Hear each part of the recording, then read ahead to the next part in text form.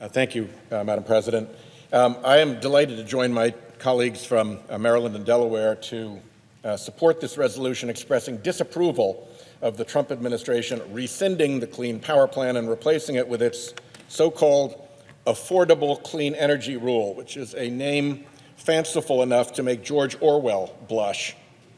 The first thing to understand about the so-called Affordable Clean Energy Rule is that it is a do-nothing rule, exactly as the polluters wish. EPA admits its own rule would do virtually zero to reduce carbon pollution. It requires zero emissions reductions at natural gas-fired power plants. And it would allow coal-fired power plants to make minor efficiency improvements and then run for longer hours. That could actually lead to an increase in carbon pollution. This rule is designed to fool people into thinking that the Trump administration is obeying the Clean Air Act, but no one should be fooled. From the get-go, the Trump administration made clear it didn't care about cutting carbon pollution, fighting climate change, or protecting the environment or public health. It cared about obeying the fossil fuel industry, not the law. Within weeks of taking office, Trump's swampy cabinet rolled out the red carpet for coal baron Bob Murray, who had an action plan for the administration. Here is Murray with Energy Secretary Perry. And look who is accompanying Murray at the meeting, our EPA Administrator, Andrew Wheeler, then Murray's lobbyist. Looks like a friendly meeting. And why wouldn't it be? Look at that. Such a nice big hug. Isn't that sweet?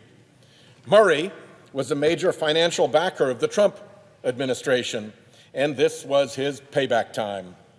Individuals associated with Murray Energy were the largest source of donations to Donald Trump's presidential campaign, and Murray himself chipped in a cool $300,000 for Trump's inaugural festivities.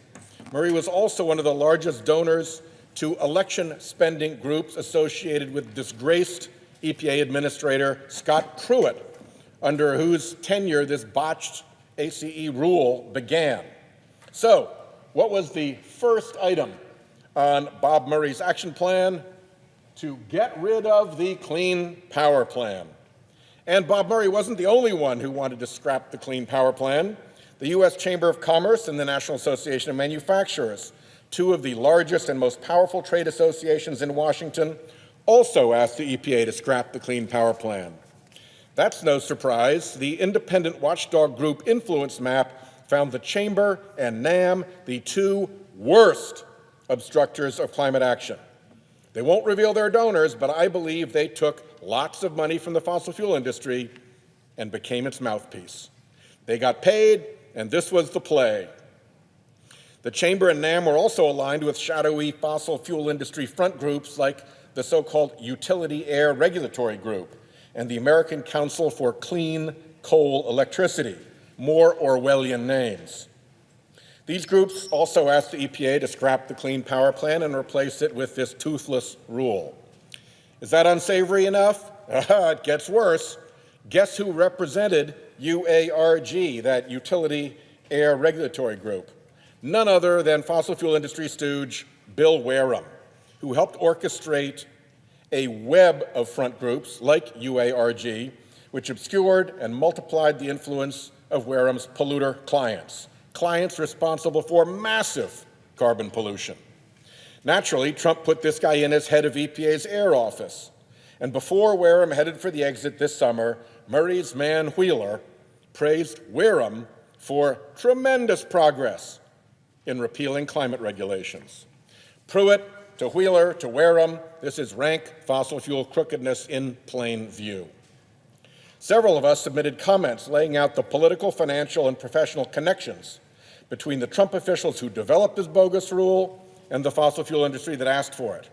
Those comments are posted online and in the Federal Register, and I urge you to have a look. Also available online is a report I did with Senator Carper detailing Wareham's industry ties and conflicts of interest. Medium.com/@SenWhitehouse will link you to all of this. The crony capture of EPA is not the only problem with the rule. The industry is so greedy and its hacks are so clumsy that they don't bother to align the rule with the scientific and economic evidence. In court, agency actions will be found to be arbitrary and capricious, and therefore invalid if they're not the product of reasoned decision-making. In this case, it is clear. The EPA ignored the science, ignored the economics, and produced exactly what the fossil fuel industry told it to do, a do-nothing rule that took good care of the coal and natural gas industries. But what does the science tell us? According to the world's best scientific report, if we reduce carbon pollution by roughly half by around 2030 and reach net zero emissions sometimes around the middle of the century, we stand a chance to hold the global average temperature increase to 1.5 degrees Celsius.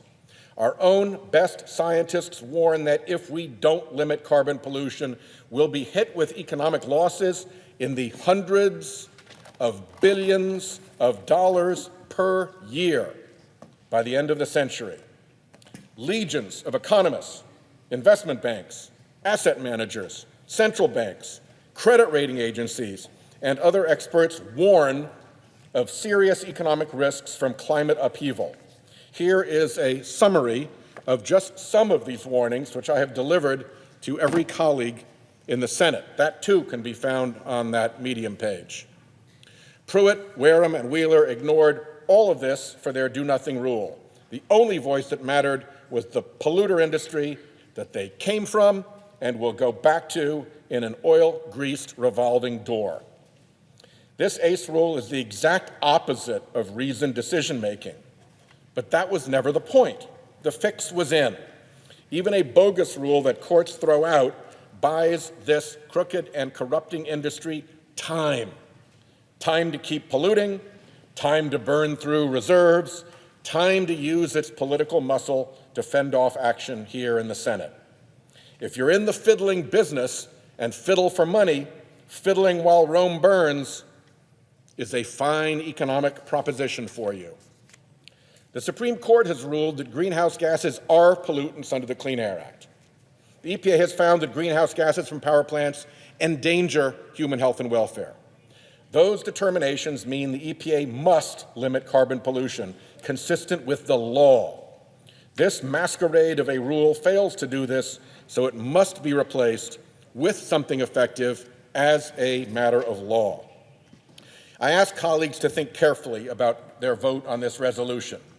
Do you want to endorse this record of obvious industry capture? Do you want to side with this corrupting industry over your own constituents' health and safety?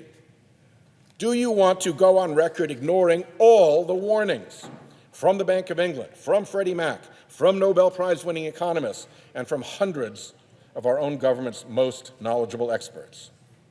The fossil fuel industry, its voice full of money, as F. Scott Fitzgerald might say, has drowned out the voices too long here of everyone else.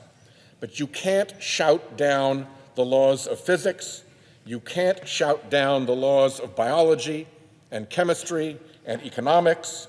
Those laws will have their way, and we have been well warned.